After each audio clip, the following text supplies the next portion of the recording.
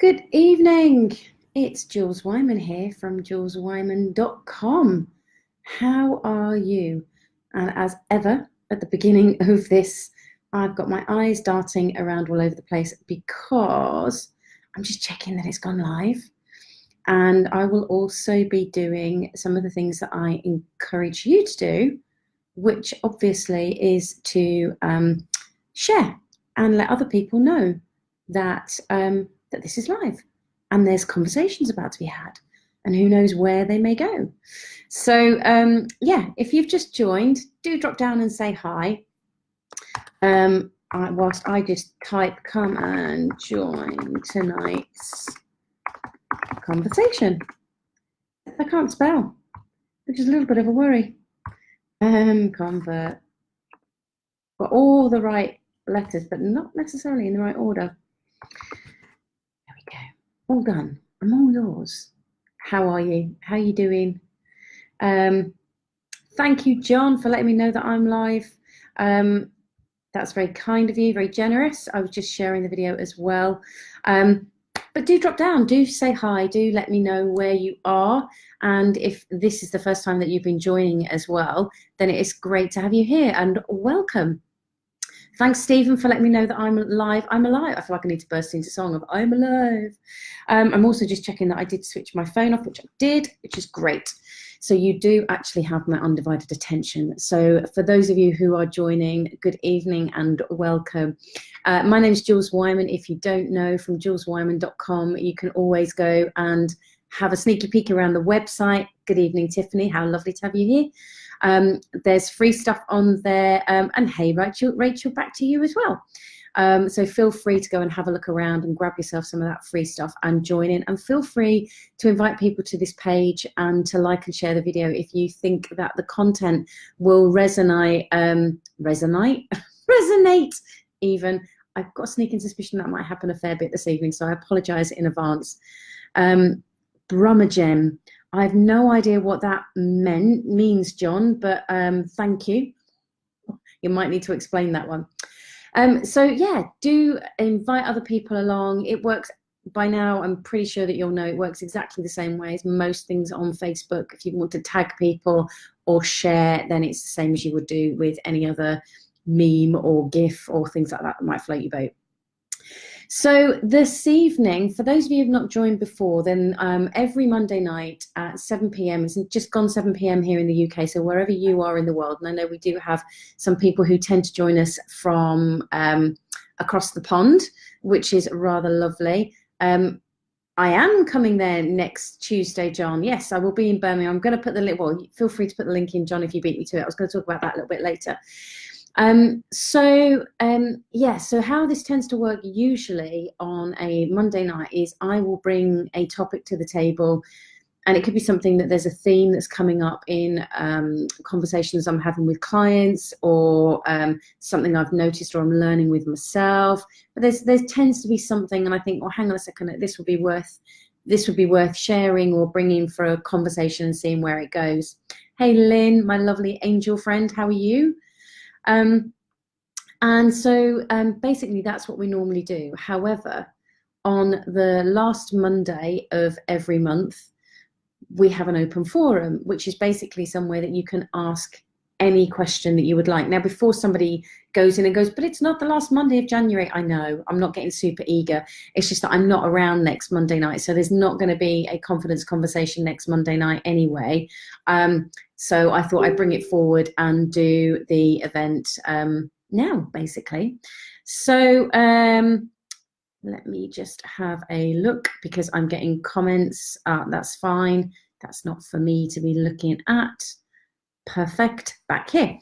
So it's the only problem when you have the video on different things, is that there's different comments coming in different ways. But I'm trying to reach as many people as possible, and that's the purpose of these videos, is to share information. As I've said many times, those of you who've heard it before, well, you can skip this bit on the replay. But when I started out in personal development, I didn't have any money, and so I used to grab, there's lots of thumbs coming in at the moment, thank you. I used to grab all of the free teleseminars and things that were going around, just to learn and help myself get out of the place that I was in at that moment in time. And so That's why I do these, because it's my way of giving back and want to be able to share some of the content that I know that's made a difference for me, potentially plant some seeds, and who knows what that gives you the opportunity to do, point you in the direction of different teachers or books or whatever it may be. So in an open forum, thank you very much, Lynn. Please feel free. You're obviously all wonderfully trigger happy already, which is awesome. But feel free at any point to go through and to type any questions that you have. The jokey flag up that I always have is don't put anything about sport, because I won't be able to answer it. Somebody else in the group might be able to, but I certainly won't be able to. But basically, yeah, bring that to the table, and let's get that going. Let's have that side of things happening there. So don't wait for the permission to type. Feel free to type away. And that also goes for those of you who are watching on the recording, because I do come up, it does get flagged to me when comments have been made, and therefore it's great to be able to join in and have that interaction, even though you're not watching live. Obviously, I can't wave to you and say hi to you live. So for those of you who are watching on the recording, this is a special wave just for you. And yeah, just join in as much as you would like to. And I do actually have 2 questions that have been sent in to me.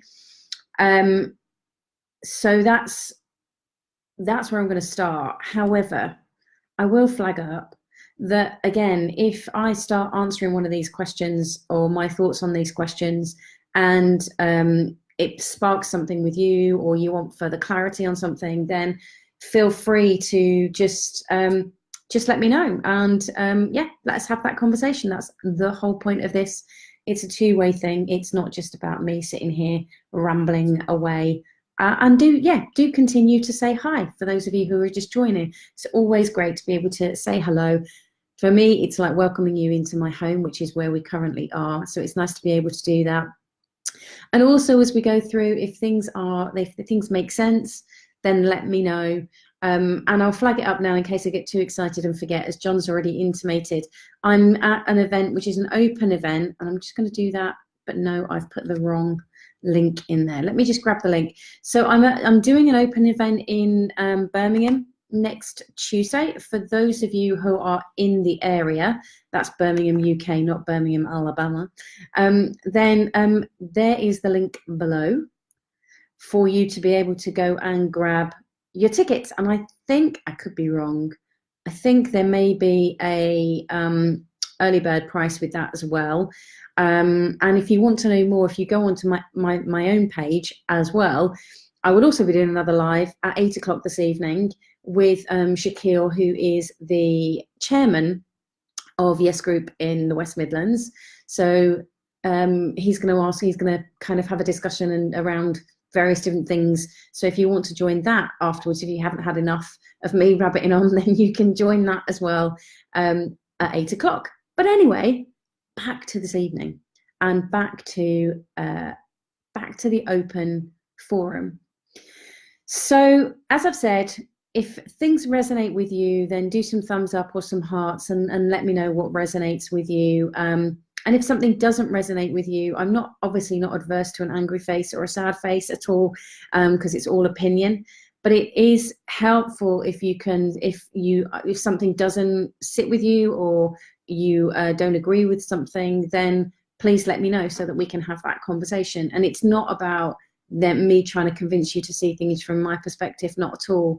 It's about having that conversation. That's why I reiterate, this is a conversation. This isn't about me having all the answers.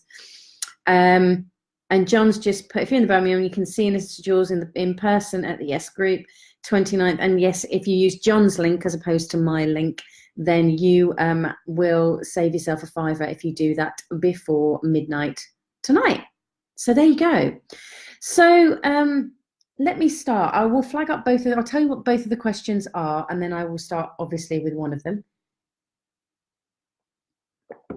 So the first thing that I keep being asked, and interestingly enough have been asked probably ever since I first put myself out there, as it were, as a confidence coach, and it's the question that comes from parents over and over again, which is about how can they help their child, whatever age the child is, literally from, I think the youngest I've been asked about is probably about a 5-6-year-old, and well, the oldest, it doesn't really stop, because very often I'll have conversations with parents who are in their 60s and 70s about their children, so it doesn't really stop. There's no upper limit.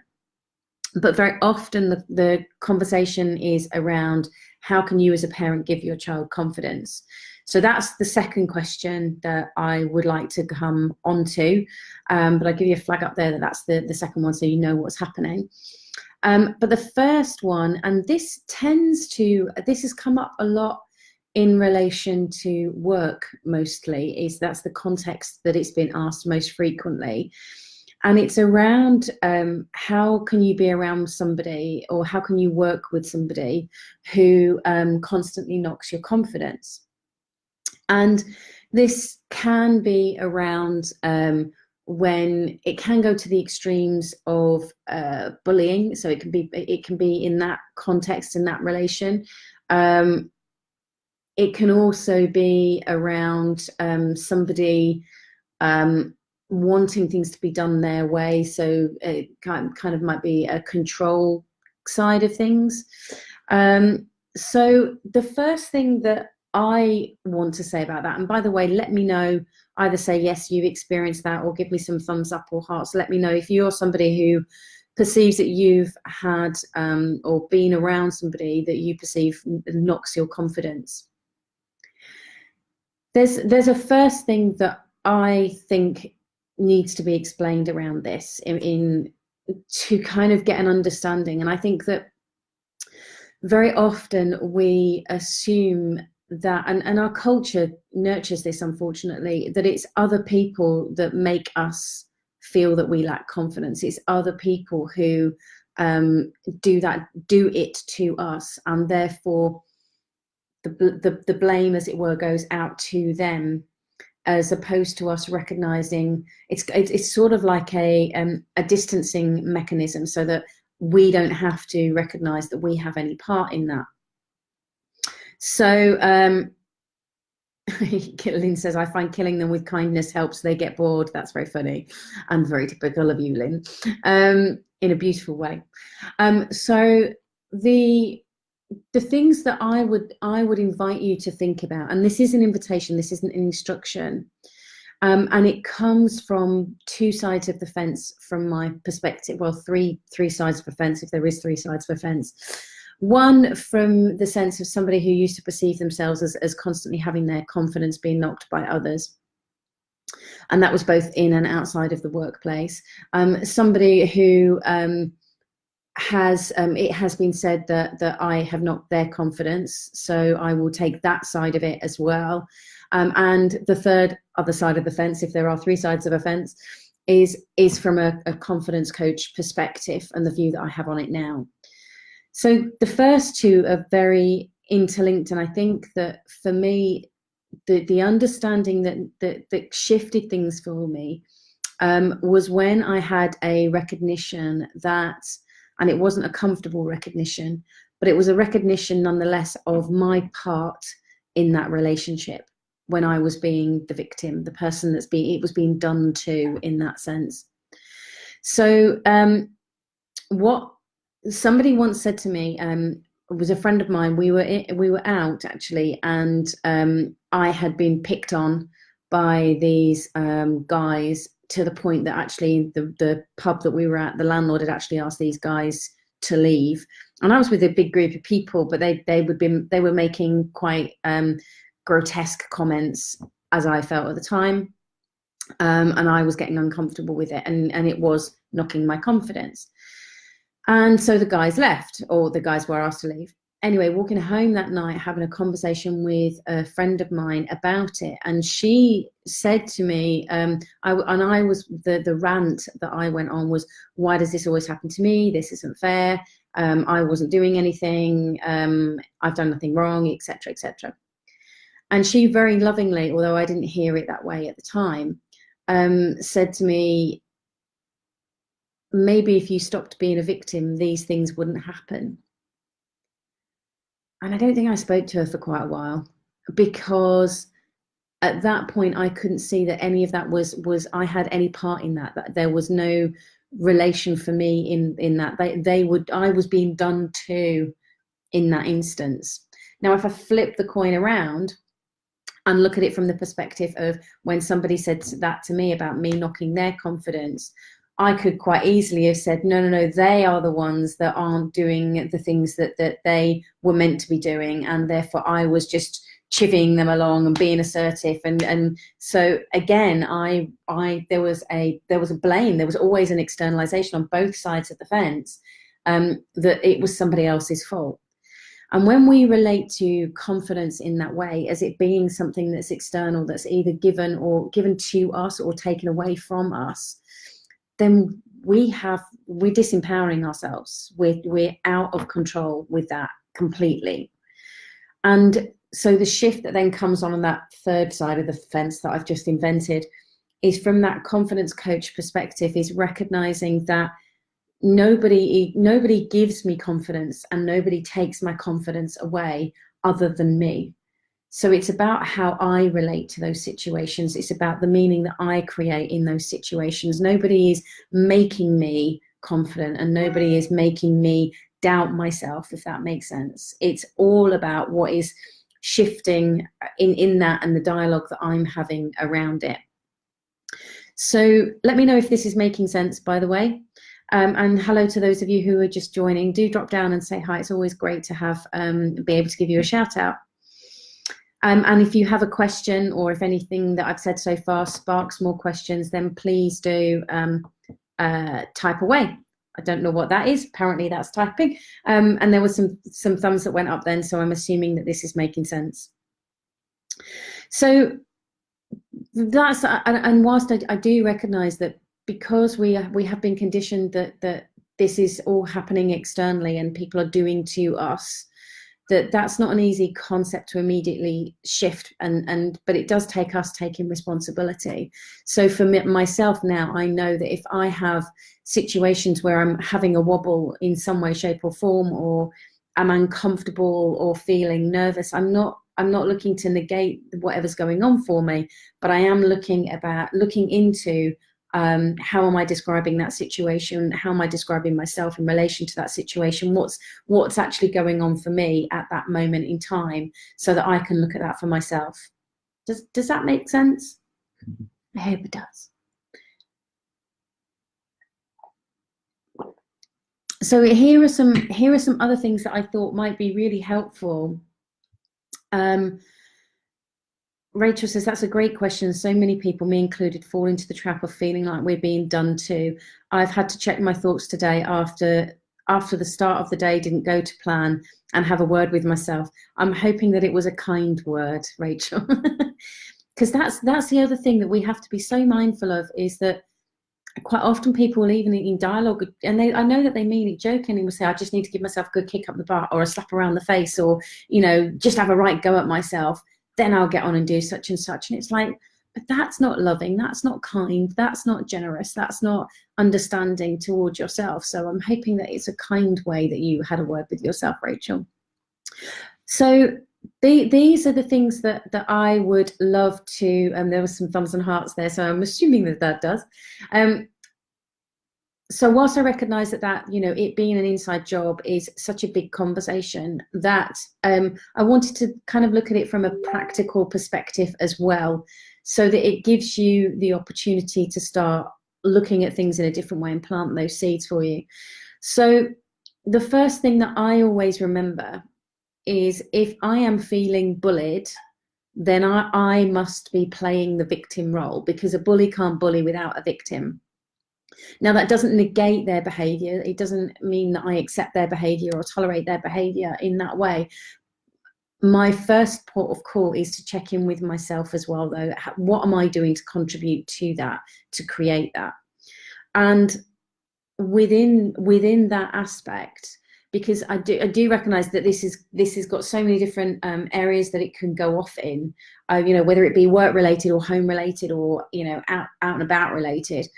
But the first thing I think is to check in that that you're safe, really. If you're being bullied, it is to check in if you're safe. And when I mean safe, I mean physically safe, that you're not under physical threat or duress or anything like that. And if you are not, then to get help. And even if you are and you're challenged to get out of the situation, is to get help. Now, whether that be your line manager or a work colleague or a friend or a family member or professional, and very often, whether it be coaches or whether it be mentors, can, because they have a non-objective perspective, they have no agenda, that really and truly they can give such a different viewpoint that sometimes it can be much easier to go and open up to somebody like that than it can be to actually have that conversation with a colleague or a friend or a family member to ask for that help. So it's always about recognizing that side of things.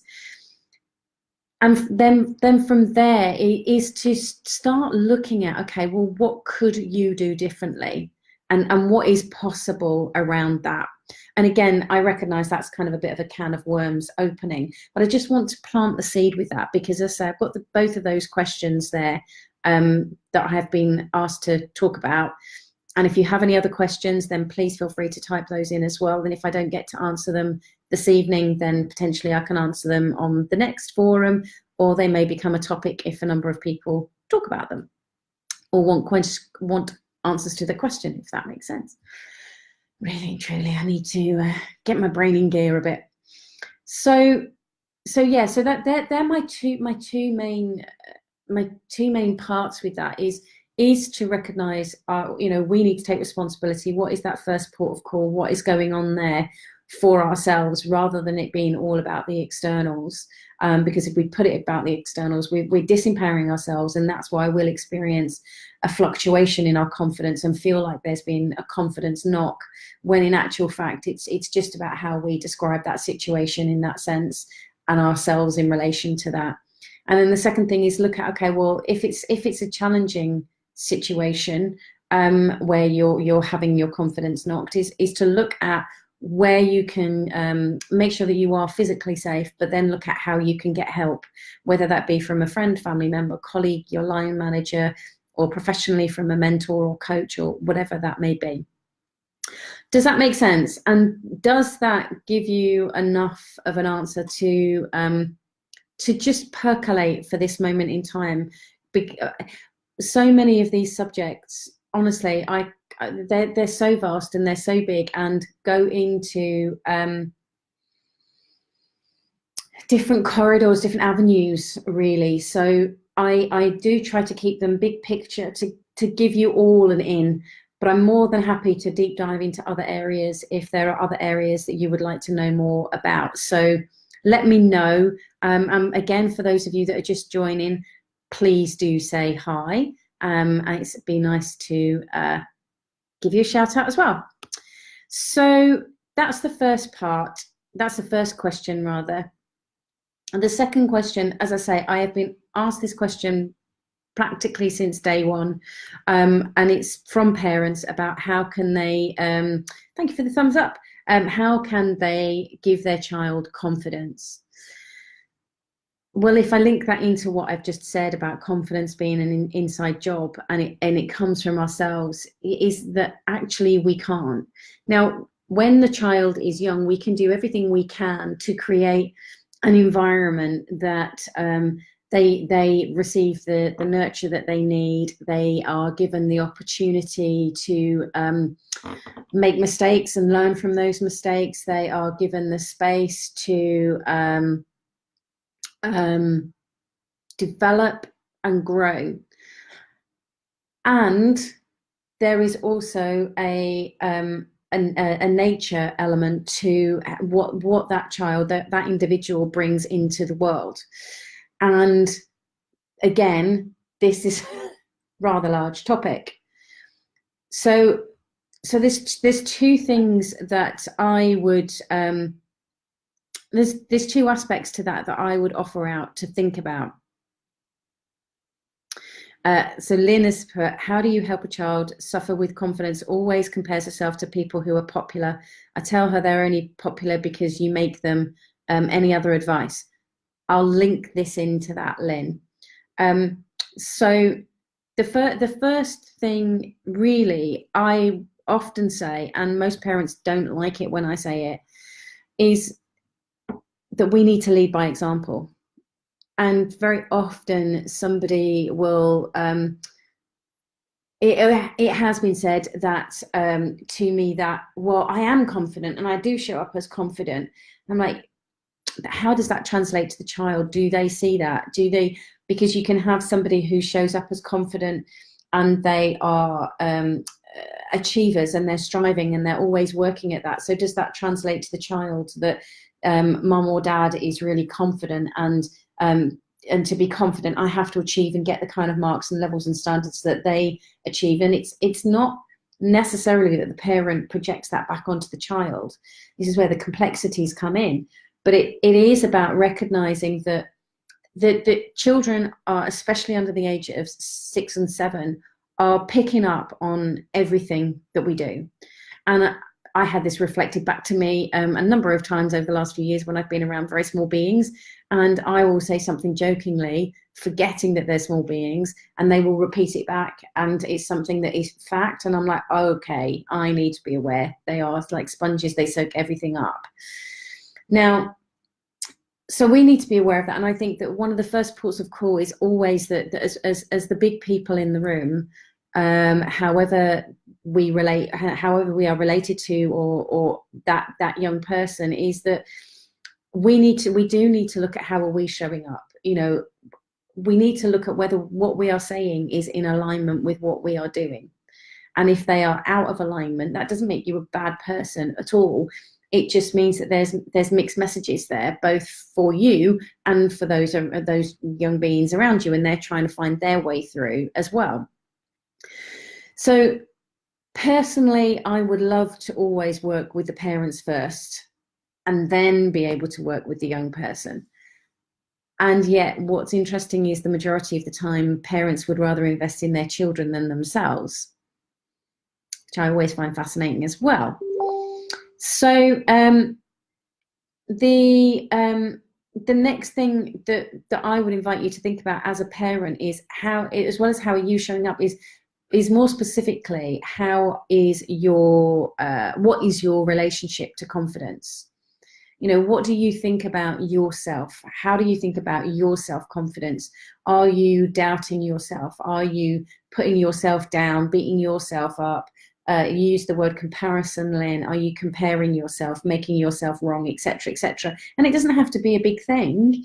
It doesn't have to be that you're doing it all the time, but is there a mismatch there? That, because very often parents, and I absolutely get this, you know, they want the best for the child. And hey, Caroline, they want the best for the child. They want the child to be successful or happy or confident or all of the above.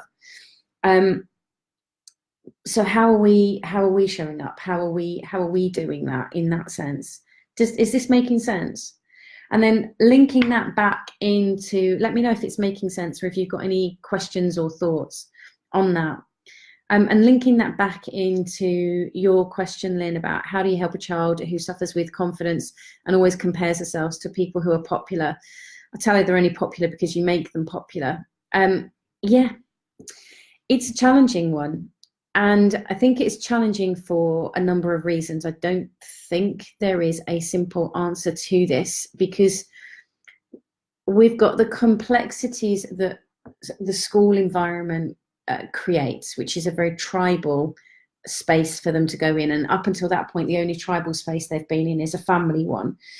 So they go from one tribal space to another tribal space, and they're doing their best to work out where they fit. And that a lot of the time is about them trying to be safe within that environment. And I don't necessarily mean physically, although I recognize that sometimes that can be part of it as well. So that they're desperately trying to fit in. Then you put into this new tribe, then you put into the mix that usually a lot of the comparison stuff really starts to kick off in teenagers. And that teenage viewpoint is going on because they are got lots of challenges with the changes that are happening within their body, how they're relating to themselves. They don't know how they fit in. And what most people, regardless of their age, want is validation. They want to feel loved. They want to feel that they fit in. They want to feel acknowledged and recognized in that way. And so therefore, that's where this need to be in those smaller tribal parts. And then through doing that, what they then start to do is look at how they can fit in and compare themselves to others. And this comparison part is part of the human brain. It's what the brain does to work out how it fits in the world. So there's a lot of complicated parts that go into that statement that you've made there. And I think that, again, going back to us being the big people in the room, just bear with me 1 second, because I just want to check that pinging is not somebody commenting on the other video. It's not, that's fine. I think the best thing we can do is do our best to understand what it's like for them in their world. And even though all parents have been teenagers at some point,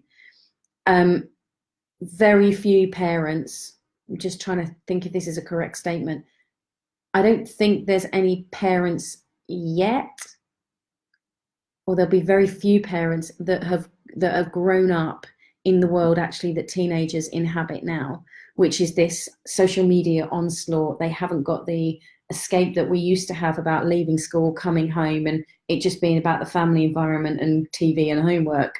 You know, they've got these things that are with them 24/7. You know, I'm fascinated with the amount of kids I see walking along and this is in their hand. It's not in a coat pocket, or it's not in a it's not in a it's not a way. It's in their hand. It's like this thing that they have to have attached the whole time.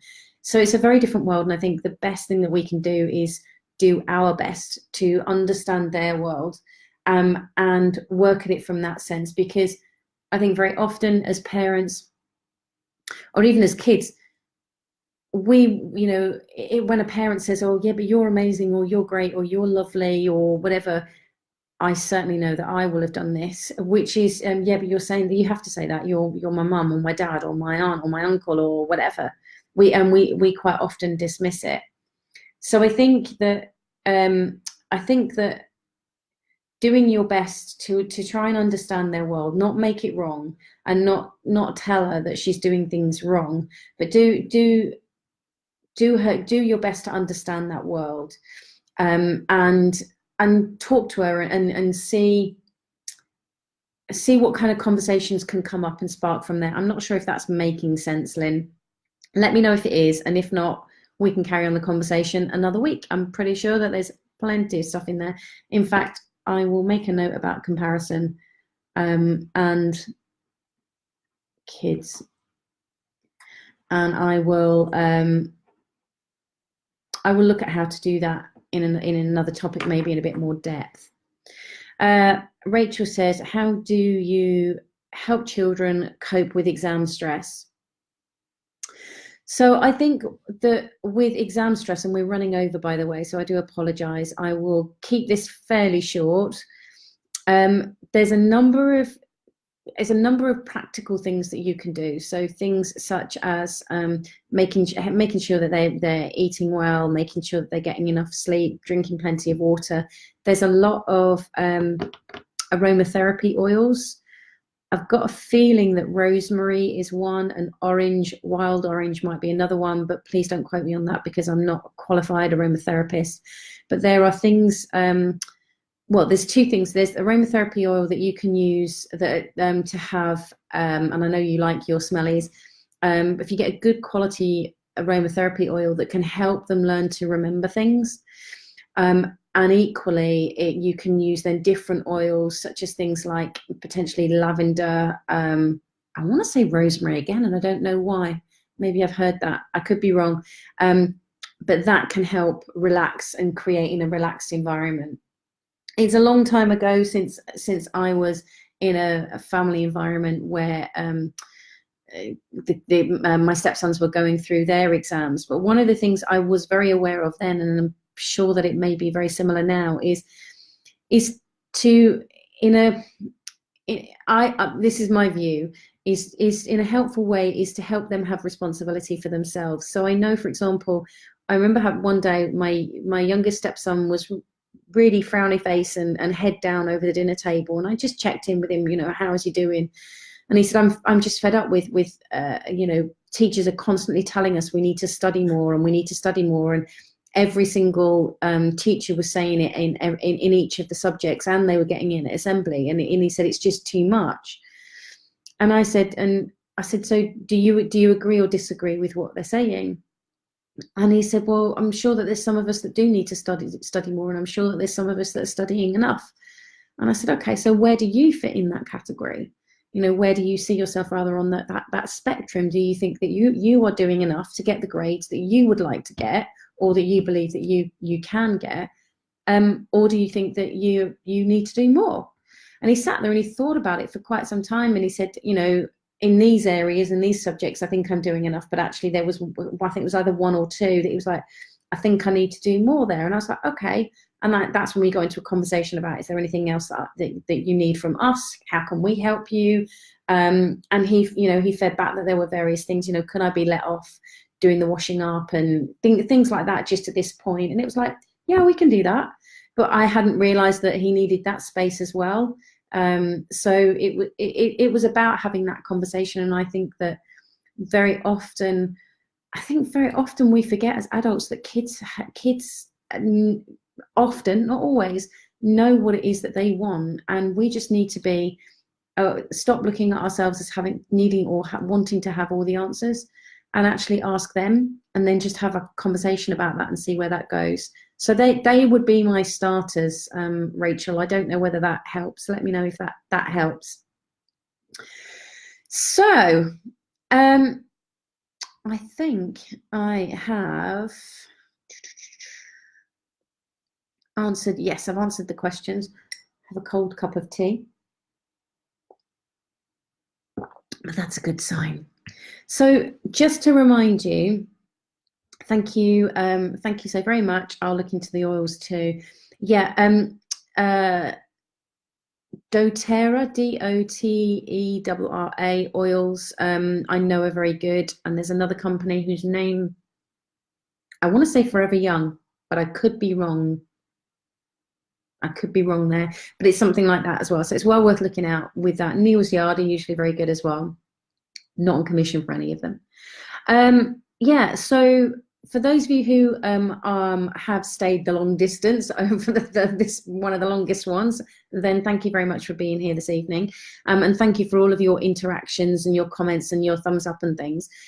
If you have questions, as this conversation this evening, if it sparked more questions, then please do either message me direct or put them in this post, excuse me, so that I can either look at how I can answer them on another session, or bring them as a topic, or have them ready like I did with these ones for an open forum. So I just collected them, and I don't need to name names that so-and-so said this or so-and-so asked that. That's not what it's about, because in my experience, very often the question that you ask actually serves a purpose and helps somebody else. So so please remember, you're actually not asking the question for you, you're asking it for other people. I'm glad you're still here, John. And just to let you know, a reminder, the link is pinned at the top of this, that if you are in the Birmingham area, I was going to do a very dodgy Birmingham accent then, but if you are in the Birmingham area next Tuesday night, then it would be fantastic to see you. Do come along, and I'm one of two speakers that evening, and it's the Yes Group is a fantastic environment to meet amazing, usually fairly bonkers in a good way, people. So if you're really interested in personal development and things like that and are in that area, then do come along to that event and come and see me, and make sure you come and say hi too. And yeah, I haven't off the top of my head, don't know what the confidence conversation will be a week on Monday. There isn't going to be one next Monday, as I said, because I am not going to be here. I should be somewhere else. And yeah, let me know what questions you have. Let me know what your thoughts are. And if there's anything specific that you would like me to comment on or do a topic on, then let me know either by putting it in the comments or by messaging me direct on here, and I will collate that and we can have that as one of our confidence conversations, which happen here every Monday night at 7 p.m. UK. So bearing in mind that I'm going to be going on here live again in about 20 minutes with Shaquille, which will be on my page as well. I'll put it on my personal page. I better go and get myself another warm cup of tea and get myself to the bathroom as well, because, you know, let's face it, they're not small cups of tea, are they? So thank you for joining me. I do always value your input because it gives me an understanding as to where you're at, what your needs are, and that's what guides the conversations and makes them so valuable from my perspective, and I hope from yours too. And a reminder, if you have found it of value, please do share it with others and invite them to like the page as well. And I look forward to seeing you in 2 weeks' time here, or potentially next Tuesday night in Birmingham. Take care. Speak to you soon. Bye now.